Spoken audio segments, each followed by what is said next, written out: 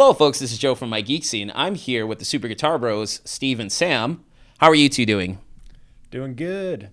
Doing good. Yeah. That says it all. This is about our fourth time starting this interview, but you won't even see the other tries. We're here during JAFAX weekend recording this interview. This is my second time interviewing these two. If you're not familiar with this duo, they create amazing acoustic guitar covers of video game tunes and one Game of Thrones tune, from what I understand. Yep, just one. Okay. But I did the old interview, and like when I look back at it, I was like, it was okay. And now going forward, I wanted to do a better one. And plus, I've done a lot more research. So let's get right into it. Last time we talked, your self-titled album was the only thing available. Now, I would like to talk about the two albums you've released since then. Mm-hmm. Like, what is Nice? Nice is our second album. It's got the weirdest album cover ever. I wanted to talk about that in a moment. Yeah, so we'll get to that in a moment. And it's kind of like the first one. It's just like a bunch of different games that we liked. It starts out with the Game of Thrones cover, and then everything after that is a bunch of different games.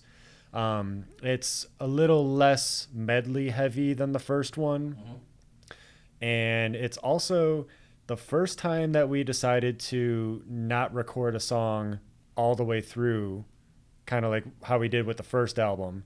In the first album, they're all from beginning to end, just one recording. But we did a Castlevania 3 cover that was way too hard, and we decided that we were not going to try and do that because that'd be impossible. So that was the beginning of a new era where we started just cutting and punching in like normal musicians do. All right, now for the album cover for it, I really enjoyed it. It was you two like in sweaters looking off. It was like a family portrait. Now, was Step Brothers the inspiration behind that album cover? It actually wasn't. Oh. But a lot of people have hit us with that. Been like, oh, that's just like Step Brothers. We originally had this idea of having it look like a yearbook. I think that was the seed of it. Kind of, yeah. You know, like those yearbook photos with like laser beams behind you, like the backdrop, like the meme type. Yeah, pictures. yeah. And very I don't know what dorky special high school that you went to, You but I haven't didn't seen get that. You haven't seen the lasers? Blue background, that was it. Like purple lasers? I have seen those. Okay. Okay, So I didn't go to ritzy high schools and whatnot. Hey, man. I'm from where I'm from, okay? But, so... I won't hate. So, like, we're like, oh, maybe we'll make it look like a yearbook. And then I think we just started looking up, like, dorky pictures of, like, like family photos, that kind of thing. And we saw some, like, Tim and Eric stuff. Yeah. And that was probably the strongest inspiration for the cover, was some Tim and Eric photo we found. Yeah, it's like it's a very similar kind of thing where it's the two of them. Pretty sure they've got turtlenecks on, and they're both like super like glistening looking. Like it's like very heavily lighted. They've got like lots of makeup on, so they're just very bright, very white looking, and like it's just really silly, goofy picture. So that was a big inspiration for it right there. I mean, I like the fact that on the back of it, your guitar necks had matching sleeves for the two of yous. I thought that was awesome. Oh, yeah. Now, my favorite tracks from that album were Castlevania 3, Final Fantasy VII's Battle Theme, and Chrono Trigger's Millennial Fair. Mm-hmm. And also, I mean, that's not even a question. It was just basically, the songs that I really dug from that the most. Thank you. You're welcome. I mean, I wouldn't do another interview with you if I didn't like your music. So it's like, oh, thank you guys. Super But you're also saying that there's other tracks you don't like as much when you say that. Well, that's just... Yeah, that's actually true. Like if I had to rank them, Yeah. Those are the top 3 for me, kid. Yeah. I mean, you're saying you like every track equally? Yes. Those are all your children. Equality. I'm about equality of tracks. I think it's really important. Well, if in that's the 2018 case, that we talk about equality. If that's the case, every track had to have the same amount of notes and it had to end the same time. Okay. I wonder how many notes. I wonder what the note count is on that album. Oh. You could definitely figure that out. I don't know. We should put it in the next album, like the amount of notes. Yeah. 20,000 every notes. track and then a total at the bottom. Yeah. Anyways. Total Notes. Okay. That'll be the album name too, is Total Notes. Nice. I like it. You heard it first, folks. Fourth album, baby. Total Notes. Coming 45 at you. seconds into Diablo's Tristram, it totally sounds, and I've mentioned this to you before, it sounds like Slayer's Seasons in the Abyss, dude. Like 45 seconds into it. I think I know the part you're talking about where it starts like chugging a little bit. It kind of. Oh yeah. Yep. Yeah, like I'm doing. I was like, dude, that's Seasons of the Abyss, man. Like, well, I mean, before I heard that your version of it, like, I think it was like One Ups or something. Is that like another band? Mm-hmm. Like I heard like their cover of it, and I was like, that's totally Slayer right there. I mean, obviously they're doing a cover of a song from Diablo, but I was like, come on, that could not have. There's no way that's just a coincidence, you know. But well, either it was you, Joe, or it was you. I feel like I have that in my head. Somebody saying that there's a part of that tune that sounds like some Slayer stuff. That sounds really familiar to me. Yeah, could be. Because I'm not as familiar with Seasons of the Abyss as I am with like South of Heaven and Hell Awaits. Okay. Those are the two I kind of was really into. well, we'll get into metal a little bit later, but I'm glad we'll definitely touch on that, dude. Now, let's talk about your new album based on Ocarina of Time. Why that particular game? Well, I guess it was mainly. I don't know why exactly we decided to do this, but there was a show that we played many years ago called BitGen, which is out in Baltimore. And for some reason, we decided we wanted to work up some more Ocarina of Time tunes for that show. And so when we got there, we had one set where we just kind of played like our normal set list at the time. And then we had another set where we were like up in this balcony and we would play in between bands.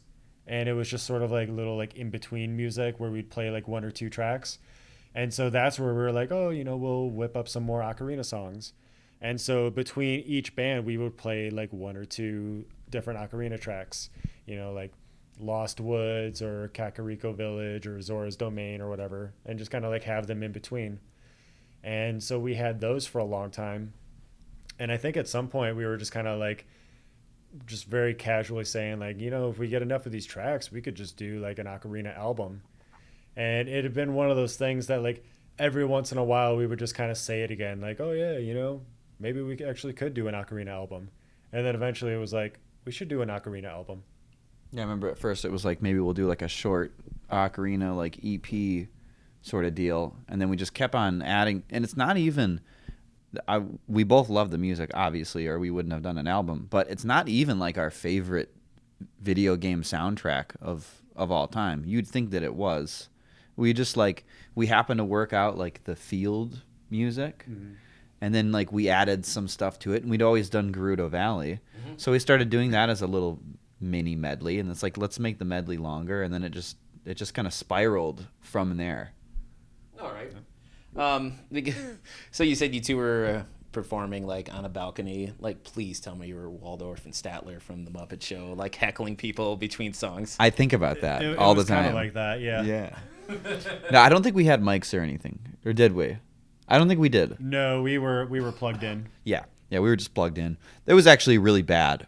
We didn't play that well. No, I also got sick. Yeah, Steve threw up. I threw up in a trash can, like literally half a minute before playing one of the in between sets.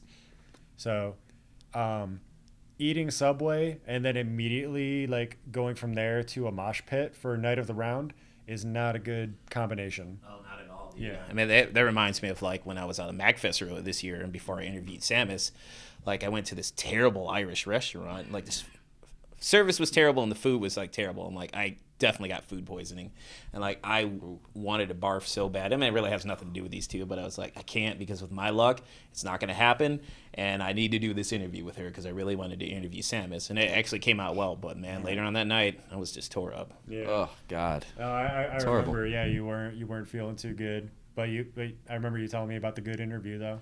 Yeah, I was really happy with how that came out, actually. It's just too bad not a lot of people actually took the time to listen to it because, well, my interviews are long, you know, but they're worth it. Yeah. At least that's in my opinion. Now, when you is Ocarina of Time your favorite Zelda game? I mean, I've always been partial to Link to the Past. Good man. Yeah. I would have to say the same. Yeah. I mean, I love Ocarina, but, for me, actually, it's kind of a toss-up between Link to the Past and Ocarina and Wind Waker and Breath of the Wild. There are so many good ones.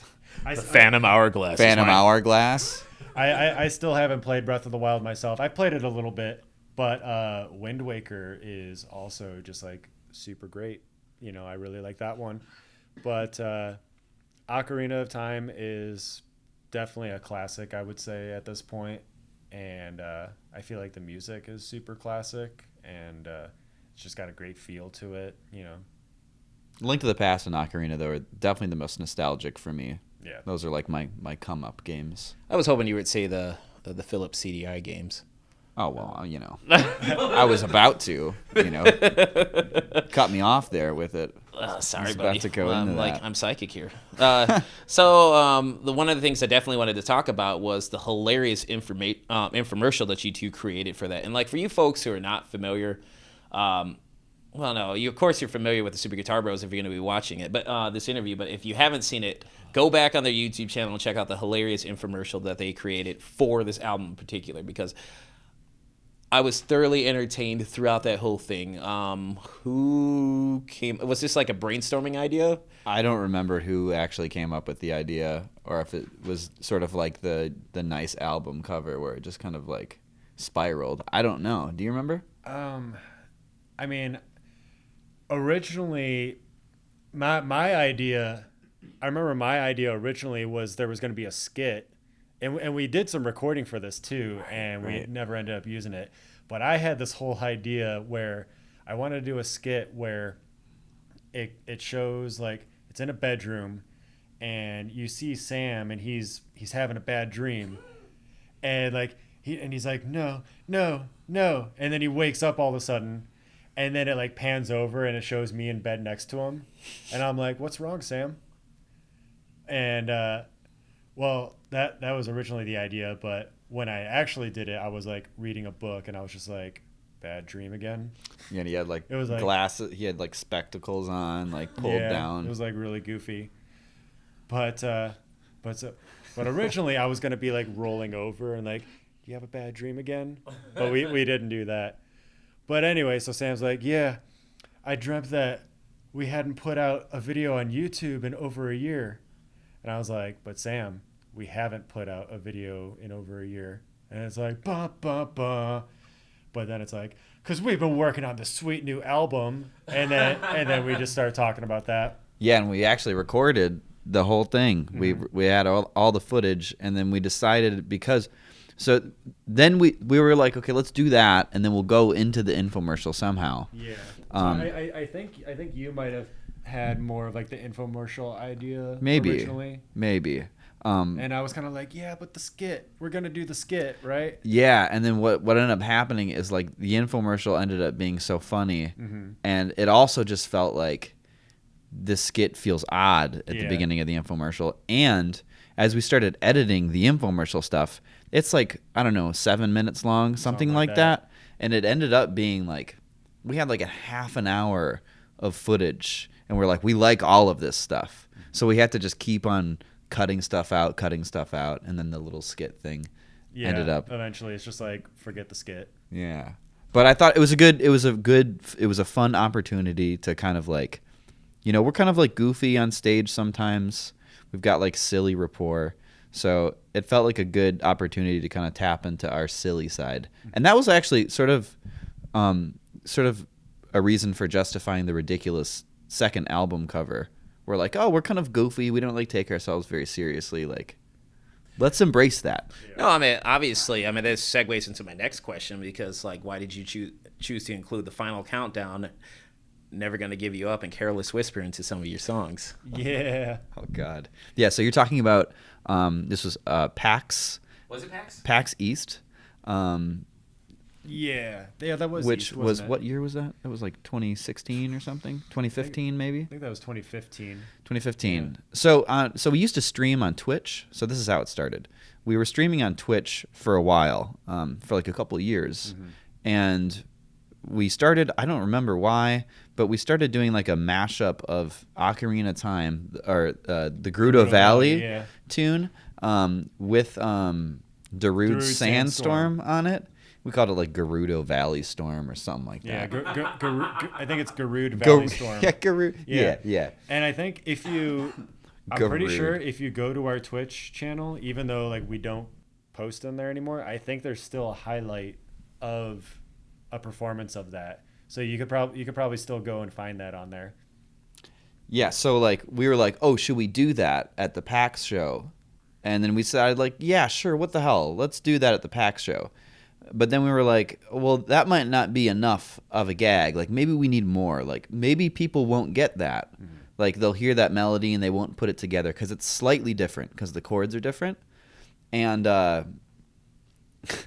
and then we just started adding like meme songs to it. We're like, what would be funny? Like this would be funny. We did the Rick Astley song, and then we decided and then we did what like Careless Whisper. Yeah, the melody from that. And that one we didn't even use the Gerudo Valley chords or anything. We just went straight to That's like a hard cut straight into Careless Whisper, which is like part of the joke. Like now it's not even, they're not even playing the chords of Gerudo Valley anymore. They're just doing friggin' Careless Whisper. That's absurd. Yeah, I remember that from Great Bit 3, and I was like, oh, that's amazing. So I was happy I got to witness that in person. Good. Thank you. And the funny thing too is like coming back and then going into the final countdown, as sort of like the kind of build up to the ending. We didn't realize until we started doing it, but that song, you go and listen to it, it is the same key, the same chords as Gerudo Valley. Like it just worked perfectly. Yeah, we were like, what? No way. Yeah, and then so you could do final countdown and then immediately go back to Gerudo Valley for like the big ending. It just worked out really, really well. Okay. It's because we're idiots. That's why we did that. Oh, I don't doubt that one bit. No, I jest. Shade. Yeah, it's like shade. the cool kids like to say, you're throwing shade. Thank you. Like, you can't really hold it. I'm not that cool. Oh, way cooler than I am. The second you get a guitar in your hand, it automatically bumps you up on the cool scale. It actually does, yeah. So what upcoming games do you want to cover? Should we talk about the ones that we've done? Oh, so this is exclusive for like the new album? Well, I mean, you're going to be hearing some new stuff tomorrow. So those are ones that we've wanted to do. Okay. So we got some new Star Fox stuff from the Super Nintendo game, the OG. Yeah. We've got some extra stuff from Earthbound. It's like a town medley. We do like the first 4 towns. Yeah. The newest thing we added, I'm really excited about. I know you are too, Steve. Oh yeah. This is the infomercial. Yeah. So it's like a dungeon medley of Zelda stuff. Nice. So the first 3 games, more friggin' Zelda. But that one is really fun to play. I really want to do the Wave Race theme. We've worked out like some stuff from Katamari. One time we worked out Blue Fields from Final Fantasy VIII. I'm just like I'm going deep now. We should bring that one back. We got to bring Contra 3 back because we did that at one point. Got to bring that. Yeah. We literally learned was it 2 Contra 3 songs for one MagFest show and then forgot them. So we got to bring that back. I guess this next album will be like a lot of our like old forgotten stuff come back maybe. Yeah. Just nothing but Contra 3. It's just all Contra 3 stuff. Yeah. All notes. All the notes. All the notes. All right. I know that you did the Game of Thrones cover. Now, will you both venture out of video game cover territory more? I don't know. I never really thought about it too much after that. I wouldn't be opposed to it, but the Game of Thrones thing was like, I don't know, your dad kept saying we should do it, and he just like kept on insisting. And you gotta do it. Yeah, and I didn't even watch the show, so you guys like showed me the theme song, and I was like, it is a cool song, and And then we started doing it, and then I was like, I'll check the show out. And I was like, oh, it's pretty cool. I never got, I got to like the third season, I think, and then I kind of fell out of it. I've yet to watch a single episode. I don't have cable, so That'll do it. Yeah, same here. And besides, like, I would just have to like take a month off and just binge watch it, like borrow it from a friend. Right. Jeez, now I'm getting the coughs from Well, it's good. I don't know if you've heard, but it is good. I heard that it was good. I mean, honestly, I would like to read the books, but I won't start reading the books until they're done. And from what I understand, that's going to be quite a lengthy task. Yeah, that is absolutely a task. All right, I would like to talk about collaborations that you've done with Ninja Sex Party. How did that come about? Very originally, it came about because it came from me watching Game Grumps, which Danny is one of the two guys on there, and I still watch them from time to time, but I used to watch them pretty regularly. And this was back when they were doing Super Mario Sunshine. They were playing through that, and I remember at one point that Danny was saying, he was talking about people like reaching out to him on Facebook, and he's like yeah, like I'm totally cool with talking to people, and you know, if anyone ever wants to reach out to me, you know, I may not be able to get back to you right away, but you know, I'll do my best to respond to you. And I don't know if he feels that way nowadays, or if he's just getting hit up by people like crazy. He's probably not into that, I'd imagine. But at the time, I was just like, well, shit, I'm going to hit him up. I'm going to show him our Super Mario Sunshine cover. And I did, and he was like, holy shit, this is really cool. And we started chatting back and forth about video games. You know, we're both into Final Fantasy VI, which, you know, is awesome. And then we kind of went our separate ways for a bit. And maybe like a month or so later, he reached back out to me. And he's like, hey, I was talking with Brian, and we're working on our new album right now.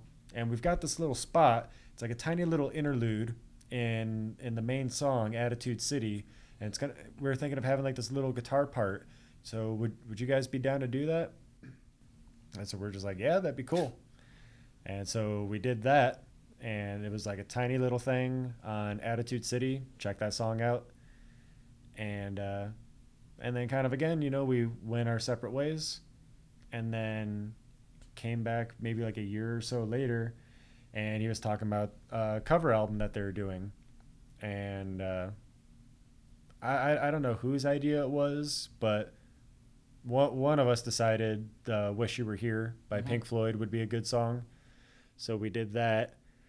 And kind of had some crazy like copyright stuff happen. Yeah. Where they got the okay to get the copyright for the song, but then we tried doing a music video for it, and then they started getting like, oh no, like you know, the lawyers aren't going to let you do that. You know, they were getting some trouble.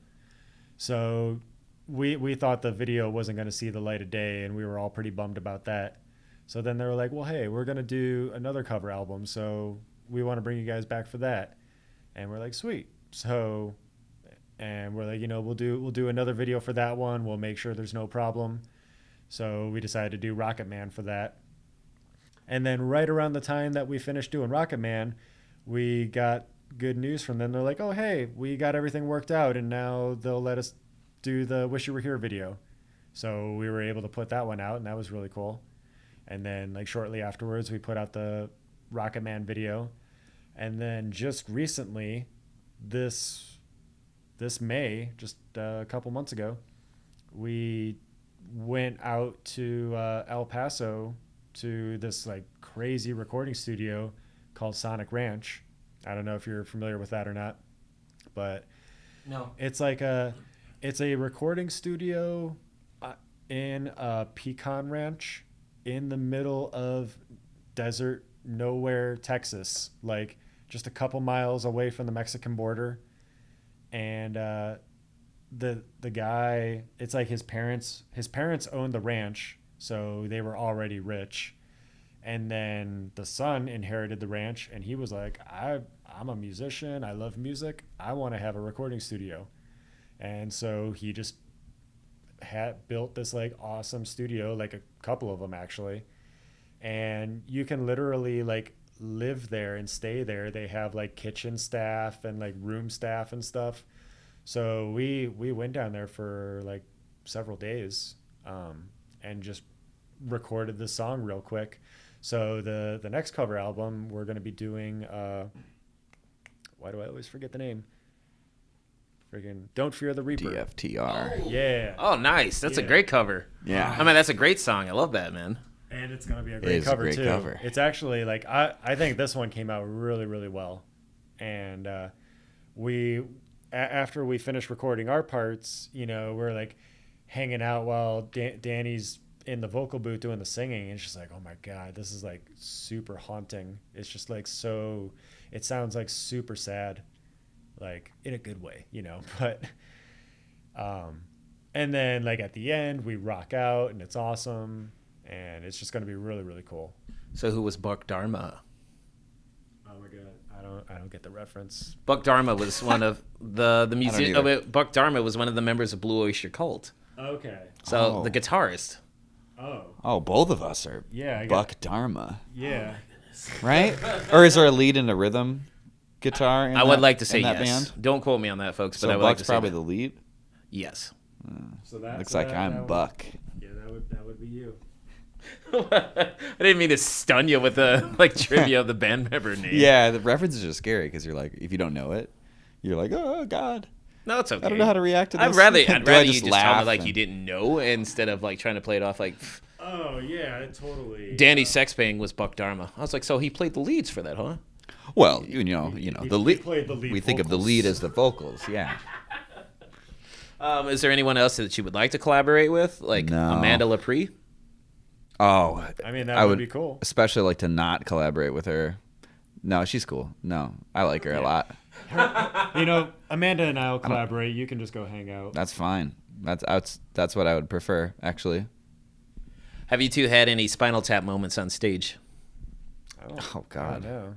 Well, what do you mean by Spinal Tap moment exactly? Hilarious encounters or hilarious mishaps on stage. You didn't necessarily need to turn it to 11 or get caught backstage. Just some silly crap that went down.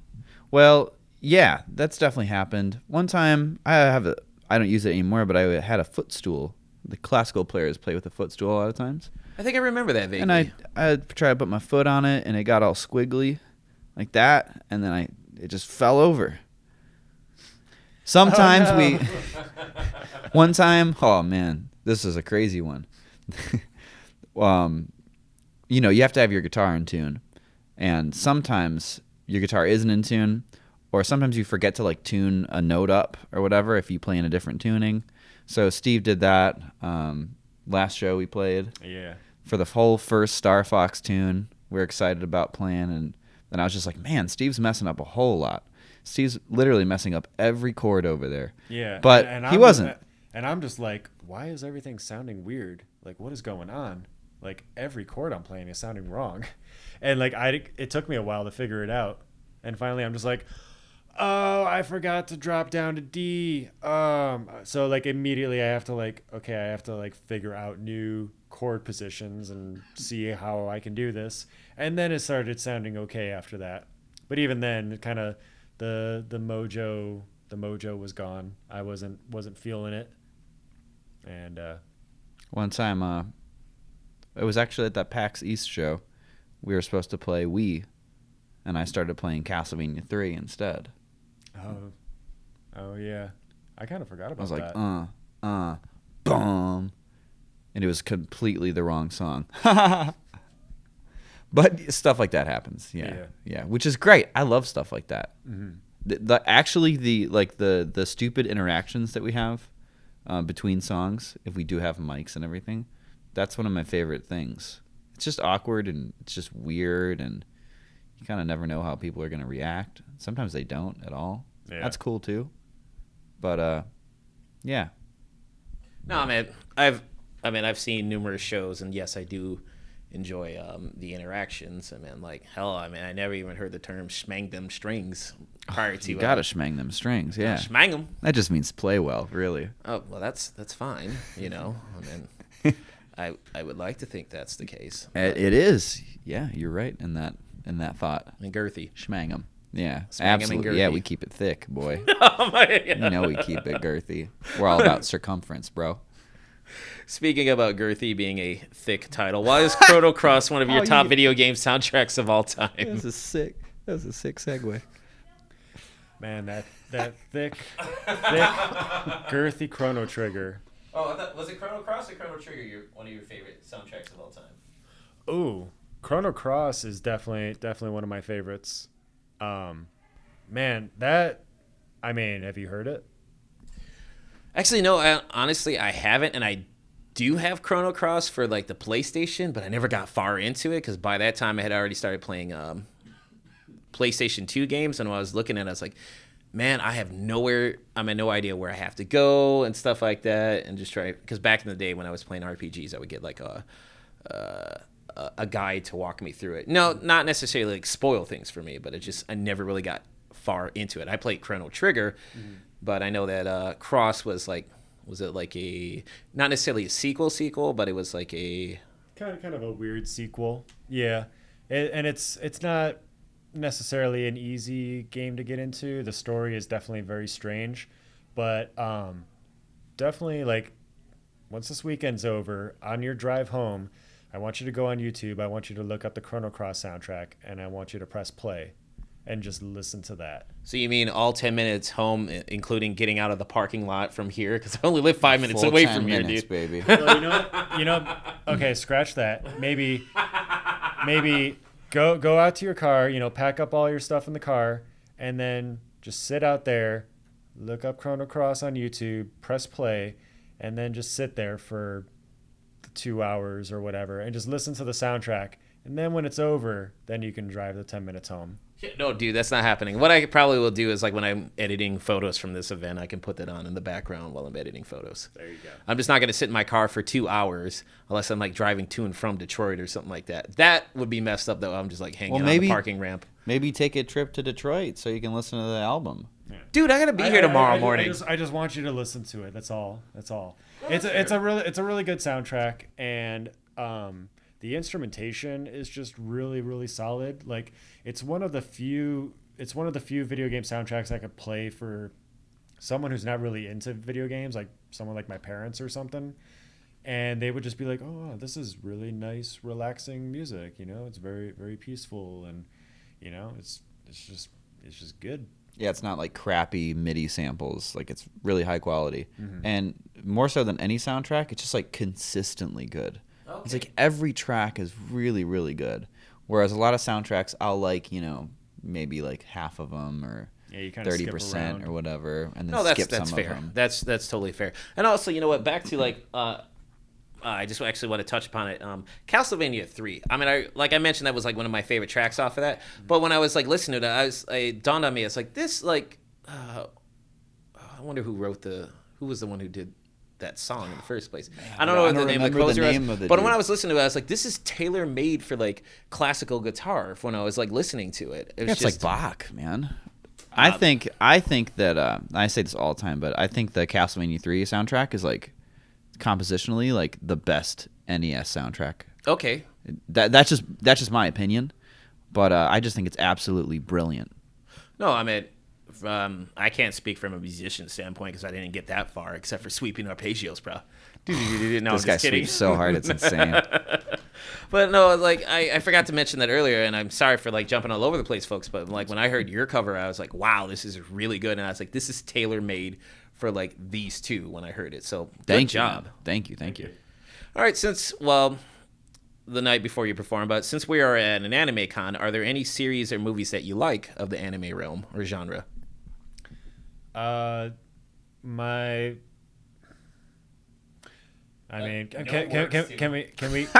we count Studio Ghibli films in that? Yes, of course. That's okay, anime. Because my absolute favorite has always been Princess Mononoke. Okay. It's kind of what got me into it in the first place. I remember we actually went to go see it in theaters when it came out, and kind of the first and only time I've ever seen an anime in a movie theater, and it was weird, like the coolest thing ever. And apparently they're going to be bringing it back, actually. Oh, cool. like pretty soon. That's sweet. So I'm wondering if that's going to be anywhere close by, because I would definitely like to see that again. It's like when they brought back Jurassic Park. Yeah. Didn't we see that together when they brought it back? Yeah, in 3D. Sick. That was weird.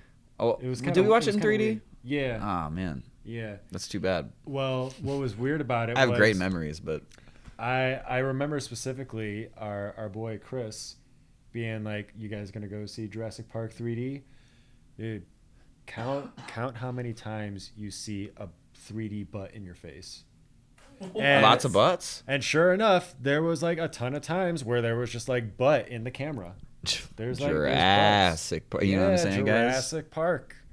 Dude, next time you watch That was that sick. movie, check it out. You'll be seeing a bunch of butts. Was that a fist bump? Yeah. I did a philosophy paper. I had a philosophy class one time, and I did literally 20-page paper on the original last 2 episodes of Evangelion. Oh my goodness, that show is just. I was obsessed with it. That was a mind trip. Like a decade ago. I was That's not the word that I wanna absolutely use, but- obsessed with that show. Man, like, I remember watching that series, and I was like, okay, when is Shinji gonna stick up for himself and tell Asuka to shut up?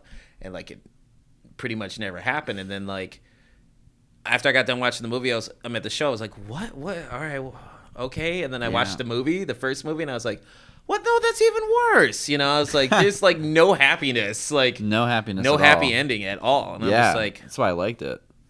I don't like joy. except Next in your question. music. Next question. Well, all right. A little bit of fun topics. First album you ever bought with your own money? That would be 16 Stone by Bush. Okay. Yeah.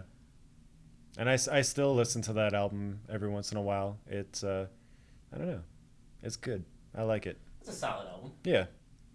I can't remember. I absolutely cannot remember. Maybe some Rage Against the Machine. Fair enough. My first album was 9 Inch Nails' The Downward Spiral. Oh, yes. I was gonna say, like, one of the next ones would have been Pretty Hate Machine. Oh, okay. Yeah. Well, I started with The Downward Spiral, and then I worked my way back and then forward from that point on. Kind of jump back to go forward. I mean, like, I was a huge 9 Inch Nails fan in middle school. I would watch on public access. This dude ran the show called Dream Vision, so he was known as Dan the Goth Guy, and he would show all of these videos like unedited. So I got to see Closer unedited, and all the other 9 Inch Nails videos and like old Marilyn Manson videos before they blew up. You know, and I was like, wow, this is pretty cool. I mean, he also played a lot of Cure videos, but back in the day I didn't like the Cure like I do now. So Yeah. it would have been perfect for me back in the day. Or it would have been perfect for me now, but it's like I don't even get to see videos unedited unless it's like on YouTube or on the internet. Yeah, I don't think I've ever seen Closer unedited before. I mean, it's just some nudity, you know, and a monkey on a cross, but the monkey's not.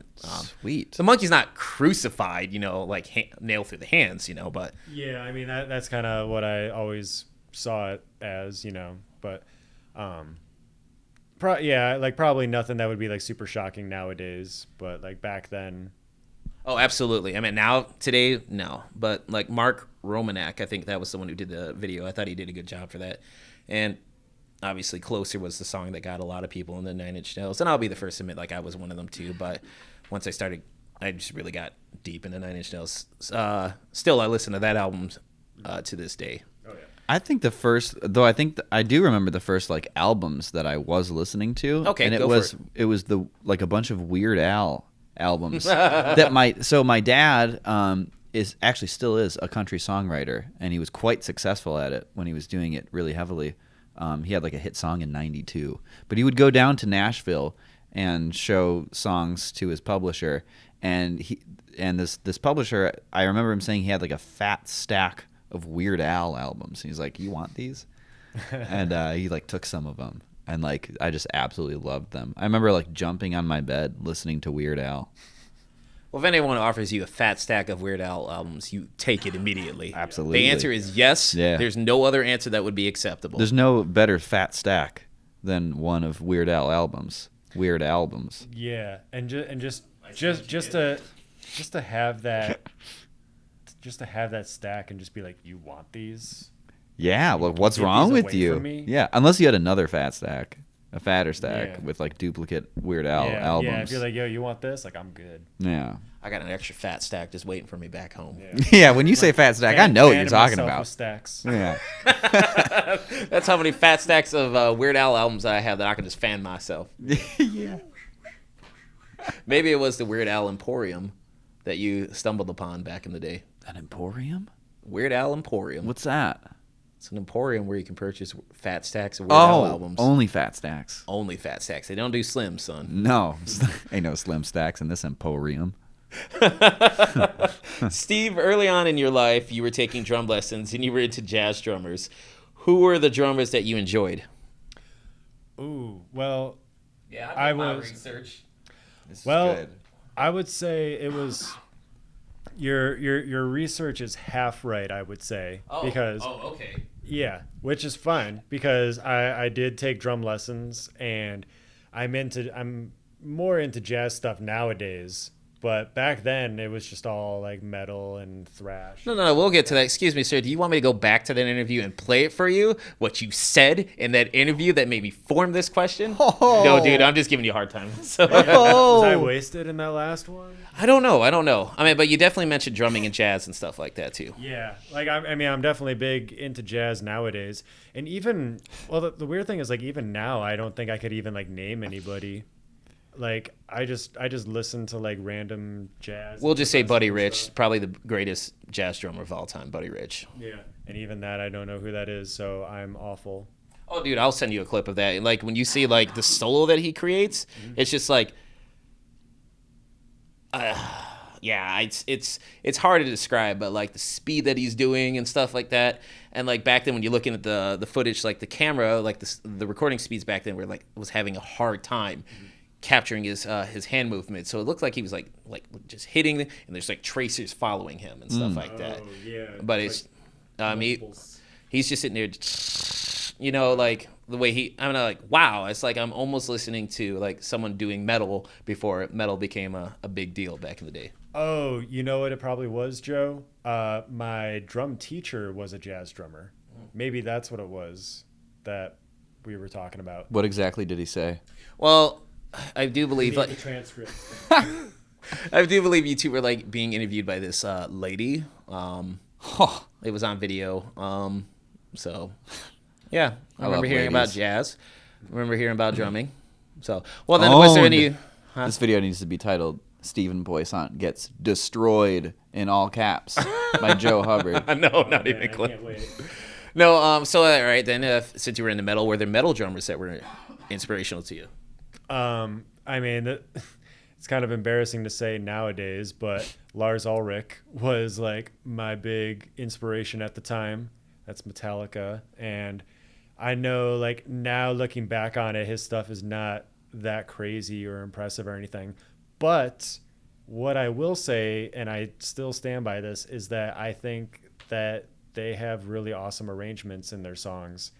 And also just with the drumming and like the arrangement of the drums specifically, I don't know, I think there's just like a really nice flow to like the way that he plays, and I don't know, I just think that it's really good the way that I don't even know how to describe it. I just think It's really good the way that it is. It's just really good just the way he plays drums. No, that's fair. I mean, we already mentioned Slayer earlier, and you just mentioned Metallica. What other thrash metal bands did you like? Was it like Anthrax? Was it like the big four, basically? Basically, the big four, Megadeth, Metallica, Slayer, Anthrax, Testament. I'll throw that one in there. Oh, I would say nowadays, Danny Carey is freaking amazing. Yeah, like I just gotta mention him. And more recently, there's this guy named Ruben Gingrich, who he's I want to say he's from L.A. nowadays, but I saw him play in Chicago last year, and he plays drums, and his band is like jazzy, funky, groovy kind of stuff. I originally found out about him because they do a Chrono Trigger cover of Secret of the Forest. Nice. Yeah, and check it out on YouTube. It's really cool. It's like a 7-8 minute long, just super like cool, groovy, very chill. This saxophone player is just like super into it, and then it like builds up at the end, and it's like super jammy, and it's awesome. So then I saw that video, and I was like, oh my god, I need to check these guys out, and I went and listened to the album that it's from, and all the other tracks are originals, but it's like, oh my god, like all of these tracks are awesome. They're just like super super jammy, really cool rhythmic stuff going on. I'm super big into polyrhythms, so there was lots of cool polyrhythm stuff that like was like brain candy for me. So the name of that album is Blue Island by Ruben Gingrich, so y'all should go check that out. Yeah, you should see this dude do polyrhythms on his steering wheel. It's insane. I was like, did you check out Old School Sepultura too, like their Arise album? You know, it's funny, like I've never listened to any Sepultura albums. Oh, dude, Arise, that's like my favorite Sepultura album. That's probably one of my favorite thrash metal albums of all time. That is like before they started getting into like Roots and Chaos AD. Like that one, like Arise is just pure thrash. My God, dude, that's like, I'll send you a link. It's solid. Cool. Solid Brazilian metal. I mean, like those dudes crushed. Like Max Cavalera, like only had 4 strings, and he kills with 4 strings, dude. You know. It's always one of those things where like whenever I hear their songs, I'm like, damn, this is sweet, but I never took the next step to like actually listening to an album, which I do that a lot for some reason. That's There's fair. a lot of bands I've done that with. I did that with Sublime. I did that with Tool for the longest time. There's a lot of bands where I'm like, you know, it's a cool band, and for some reason I just never take the next step. Have you never taken the next step with Tool? I didn't until many, many years later. Like, I think it was, I want to say like 2000, it was like 2011 or something like that. Yeah. When I finally listened to Lateralus, and I was like, holy shit. Yeah, oh my God. Album. Yeah. Yeah. I mean, that's still my favorite for sure. Oh, I love Anima. I mean, that's a great one too, but Lateralis for me, for sure. Yeah, Lateralis is pretty good. That's, yeah. I mean, yeah, I don't think they've really done a crap album overall, you know, Tool. Oh, yeah, I don't think like, so. Opiate was not too bad, you know, and then Undertow. But then once we started getting into Anima, and from that point on, it's like, I'm not like a total Tool fanboy, like, oh, every song that you do is amazing. No, it's just, back to Danny Carey, I just think he's an amazing drummer, and I always look forward to listening to his stuff. Oh, yeah. So, Sam, I wanted to talk about you. Why is Agustin Barrios Mangare one of your influences? Because he's the best of all time ever. All right, he's Sam, amazing. Thank you. That's enough from you. No, I'm just kidding. That's all I needed to say. No, so he's for those of you who don't know, which is all of you, he was a classical guitar composer, and he lived until like something like 1940, something like that. He was a dude in Paraguay, and look him up if you're at all into instrumental music, period, especially if you're into instrumental guitar music. He was just an absolutely amazing composer and did a lot of awesome stuff. And it was kind of tragic because when he was alive, you know, the most prominent classical guitarist probably of all time was Andre Segovia, which a lot of people know. And Andre Segovia was he was sort of into like the Spanish guitar music, which is great stuff. And he's also known as, he was kind of an asshole during his time. And he had a lot of power because he was like the main dude. So, you know, he could push stuff to the forefront when it came to like guitar compositions. And he didn't really, the word on the street is he wasn't really super into Barrios, or he was just into promoting other stuff. So Barrios didn't get the notoriety that he probably should have during his time, even though he was quite successful. But just as compositions, just my absolute favorite writer of guitar music ever. Do you think it's possible that Segovia might have felt like threatened by Barrios. Yes. Like maybe there's a chance he could upstage me. I gotta like keep him back. It's totally speculation. And Segovia did compose a bit, and Barrios was mainly a composer, but also a performer. So yeah, totally. That's an absolute possibility. Yeah. Who knows though? Who knows? Okay. I also wanted to talk about, and we're going into the home stretch of this, gentleman. So I know I've been keeping you for long, but I've been really enjoying this. Yeah, it's fun. Yeah, I told you I was going to blow that old one out of the water. Yeah, this is really good cues, man. I like these cues. Thank you. And I like your A's. It's so bad. Woo. Yowza. Spicy. Let's talk about your solo channel, Sam. Yes, finally. I'm sorry. Oh, man. We got to build up to Let's it. go, You baby. can't start with dessert. You gotta.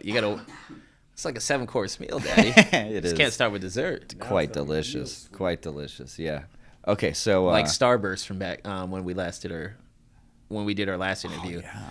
When we had juicy. Juicy, delicious Starburst. One of my favorite snacks. Once again, still not sponsored by Starburst, but hey, I'll take a free Starburst. Yeah, we're waiting for that Starburst money I want to come our way. fruit punch, please. I just want Starburst. Like, just give me Starburst. I like the orange ones. Yeah, I like the orange ones and the strawberry ones and lemon, but just keep the cherry away from me. Oh, I don't like the lemon ones. I like pretty much all of them. I forget. Mark Lego is very particular about one of them. I forget which now. Yeah, no, you're right. But I remember him like having a thing on Facebook. He was like very he was like very particular about. Doesn't even matter because I don't know what color. But sorry, Mark. But I like them. Sorry, we didn't remember your favorite Starburst or least favorite Starburst color. I can just Dude, imagine Mark sorry, when he's bro. watching this is like throwing his tablet against the wall, just tears streaming down his face. Like, how could you? Yeah, dude. Sorry, we don't like carry a notebook and write down everyone's favorite and least favorite foods. So your solo channel, what is it about? It's about, I already know. It's about video games, and it's about music, and it's about guitar, and it's about togetherness, and making money. With those sweet tabs. Yeah. No, literally. So, like, I just decided to do what me and Steve do, just half as good, with only me. And I decided to make my own Patreon page, and basically it's the same thing. It's like just a solo guitar version of like what we do. Okay. Yeah. I mean, one of the surprise covers was the Pat Metheny song "Letter from Home." Yes. Are you hoping for more non-video game requests to come your way? There are some.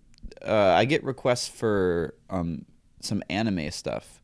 Specifically, there's one dude who requests every single month for me to do a tune from Hunter x Hunter. Okay.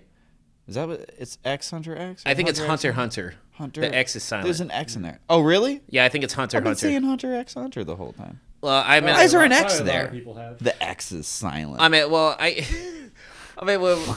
Yes, the X is silent because like there's this anime and manga series. It has like 3 X's in front of the word holic, but it's pronounced holic, not triple X holic. Dude, just So it's Hunter x Hunter, the whole concept of silent letters is the most ridiculous thing I've ever heard especially in my life. X. X is not really the Yeah. most silent of letters. Yeah, dude. You could just say, oh, the hunters are silent.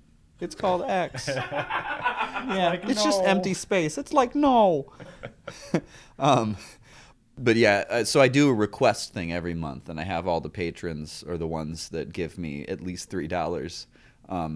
They're allowed. They're granted the honor and opportunity to request a song, and I do get some non-video game stuff, but it's still mostly video game stuff. Although I'm not a patron, I request Yeah, hit me with it. Dance of Pails Oh, that's from Symphony of the Night. let me tell you something about that. Can I tell you something about that? Or Waltz of Pearls apparently is the name of it. Can I tell you something about that? You can. I recorded it last night. Are you serious? Yes. Literally last night. Yes, I did. Well, that's most excellent. That's dude. crazy. That's funny. request. That's really crazy that you. No, you dude, that's just like asked my me. favorite song off of that soundtrack. It's an awesome song, and it arranged really not very good on guitar. Just in the sense that, like, I wanted to be able to do more with it, and I think it turned out just fine. But it was really hard. It's a lot harder than you'd think. based on listening to it, but it's still cool. So I'll show you after this. Of course. Oh, awesome. So like when you're arranging your songs, obviously it's just you playing it one way through. I mean, just one track, you doing everything. Yeah. Now, are you going to start, like, if the songs have, like, crazy layers to it, are you going to start doing, like, multiple recordings and just blending it together? I'm thinking about doing, like, maybe... Like some McGroove? Maybe some, like, collaborations with, like, maybe if I can find a guitar player or something. Preferably, like, a steel string player. Maybe Amanda Lepre. That's who I was thinking of. Yes, exactly. Amanda Lepre. But no, I'm just that part of the point of that channel is that it is just one guitar, and I'm not overdubbing and stuff like that. Okay. It's like it's very like purist, and I think people also appreciate that for the fact that like if you are into the stuff, you want to learn it, and you get the tabs, you can do everything. It's like right there. But then also, what did you say to me? Tabaroosh? That's right, exactly. But then also, some of it is pretty tricky stuff because it's multiple lines and everything at the same time. We should also talk about. Oh, no. That I'm going to get into. Yeah, that's one of the last few questions on here. Sorry. So I wanted to segue from the last question. Speaking of non-video game songs, was there a particular inspiration for your song, North? Oh, man. That's some deep stuff right there. Hey, dude, I do my research, man. No. Except for jazz drummers. Hey, you got some of it. That wasn't all bad. It was good. It was good. Yeah, it was good. B. Because it got him talking. I got B- for the full effort for this whole interview. Okay, so yeah, North is an original composition, and there is no specific inspiration for it. Like, I don't really have. Whenever I've written anything, I don't have any like. I'm not like writing about ladybugs or something. I'm just writing music that I think sounds nice. You know, the song is about the notes in the song, and that's pretty much it. I forget why I called it North, though. I just like the word North, I think. That's good. And that's fair. But do you plan on releasing an album of original compositions? I would love to do that at some point. That's kind of like a life goal. Yeah, and I do have probably like 20, 30 minutes of original stuff. Nice. I would love to hear it one of these days. Thank you. But yeah, I need to get on the ball and start grinding on that front. Because originally I called the channel Sam Griffin Guitar because I wanted to have the freedom of putting my own stuff on there without being like, you know, tied to the video game cover thing, you know. Why I didn't call it like classical video game covers, dog. You know. Is it D-O-G or D-A-W-G? Whichever you prefer. I'll have to Google it. No, let's be real. It's D-A-W-G. All right. And speaking of original compositions, Steve, let's talk about your upcoming solo project. Yeah. So I guess it'll be similar in some kind of ways, but also very different. And it's something I've been wanting to do for a long time, to do my own covers, you know, mostly video game covers, eventually original stuff as well. But it'll definitely be different because instead of just doing like a solo guitar kind of thing, there will definitely be overdubs and multi-tracking going on with this one. Maybe not necessarily like Smooth McGroove levels of overdubbing, but there will at least be like rhythm guitar, lead guitar, multiple guitar parts going on. Will there be electric guitar in this too, or is it just going to be acoustic? Hell no. Nope, it's definitely gonna be acoustic. We don't like electric guitars around here. Definitely not. Sorry. No. You can get those wah-wah pedals off my porch if you know what's good for you. Just people coming up and putting wah-wah pedals on your porch. Who Like- are these hoodlum kids keep bringing wah-wah? Derek, damn it, every time I'm trying to walk outside the door, I keep hearing, wow. It's like the classic like shit in a bag, but instead it's Yeah, a like wah-wah Rain pedal Dash. in a bag. Yeah. Yeah, you step on people it. put wah-wah pedals and ring it and just roll out. Well, dude, at least it's Yeah, not. you step out on accident and you're like, who was that? Wow. The Oh, damn bag it. is on fire, and you're like trying to stomp it out, and it's like turning the distortion on and off. Hey, but at least Oh, it's not that's like the Sun pedals. I don't know if you're familiar with the band Sun, or some would say like Sun O, but it's not. You know, like the Sun amps with that logo. There's a band called Sun. Familiar, but not really. It's pure drone, so it's like a wall of sound. So like you could take the wah-wah pedals, or you can have like that boom. And it's just reverberating sound. Just you can feel the sound vibrations like coursing through your body. Cool. Oh, dude, Oh, I saw them. wow. It's like it's definitely experimental music. It's not fast at all. It's slow and plodding, and it's drone. And like I saw them once, and I had vibrations because it was so loud. Vibrations was going up to mid body. The only reason why I was only in the mid body because there was 3 people standing in front of me. Otherwise, like I would have had a full body audio massage. I mean, like Full body audio massage. no, dude, it's like Sun is definitely not for everybody. It's like some of their stuff is like dark, foreboding music. Most of the times they don't even have like a vocalist. But dude, I just like exploring sound, so it's just yeah, I know I've lost you already. No, but I'm like just thinking, basically the whole point of like if you That's had just one of funny those to me. pedals, Full body audio massage, like the name for like an album.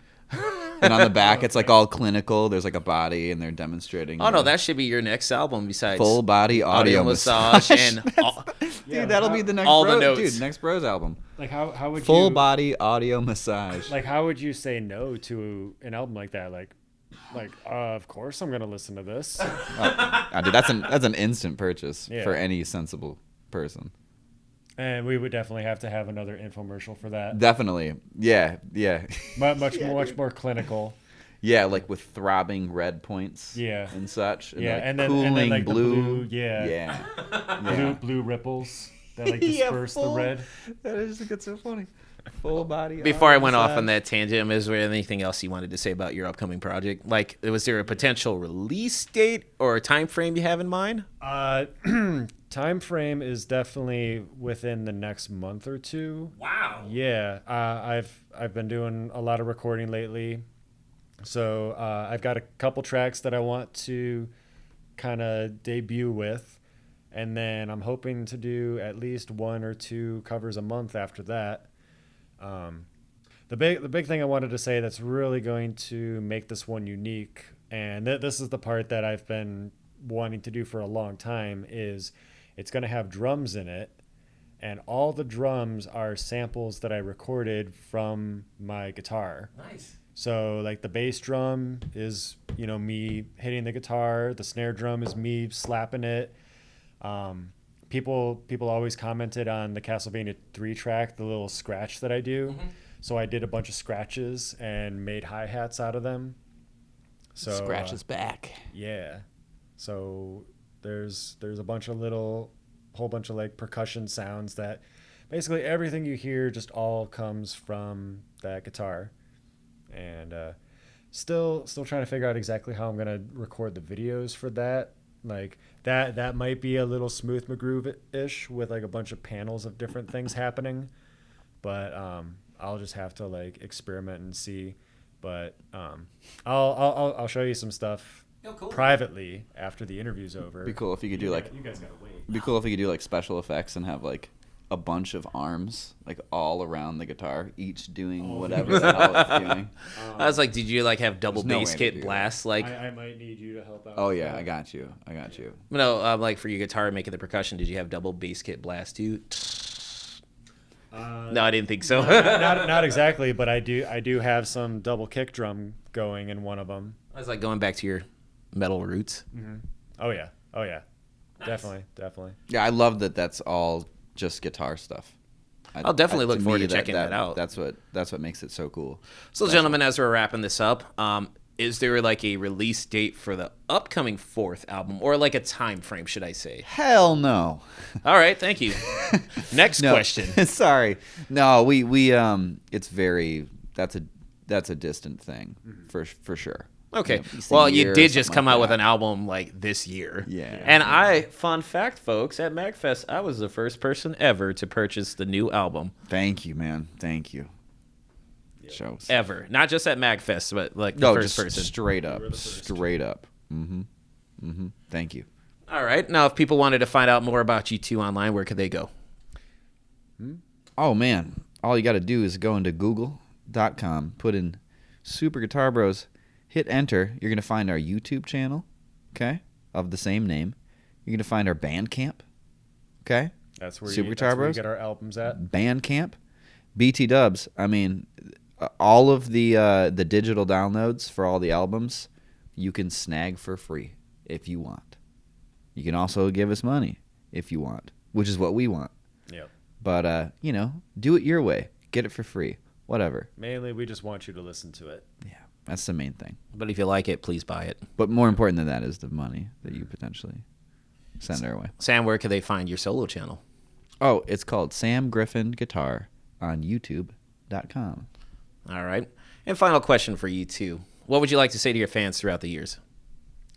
Man, just thank you guys so much for just everything, just listening to us and all the support and for the most part just being really cool people. Like it's kind of rare to be, I mean, like I don't think of us as being really like huge or big or anything, but I mean as far as like VGM bands go, like we're kind of getting up there, but it's very rare to have even the amount of viewers that we do and have like so many positive comments, because usually you start getting lots of trolls and just people being mean, but like seriously, like 99 something % of the comments that we get are just positive and awesome and talking about being inspired and picking up guitar, which is great. That's like exactly what we want. So that's like awesome to hear, and thank you. That's my thing. Yeah, I would say the exact same thing. Thank you so much, guys. Thank you so much. But yeah, it's the quality of the fans that really like strikes me a lot of the time, and like YouTube is it's a gnarly place. There's a lot of shittiness, but people, yeah, dude, our like dislike ratios are insane, bro. They're fucking sick, dude. Have you seen them? They're crazy. No, because I'm too busy. All blue, dude. All blue. Too Not busy even listening to the sweet, sweet dulcet sounds coming from your guitars. Oh, dulcet. I don't even know if dulcet applies to it, but I've never even. I feel like that I think word that's more was of somewhere a in me, vocal but thing. dulcet. I'm gonna have to Google it. Yeah. Dulcet tones. But for real, thank you guys so much, so much. All right. Well, I can't be serious, so it's hard for me to do stuff like that. But but it's been just super, super amazing, and we love you guys. Love you. All right. Well, Steve and Sam, thank you too for this interview. I really appreciate it.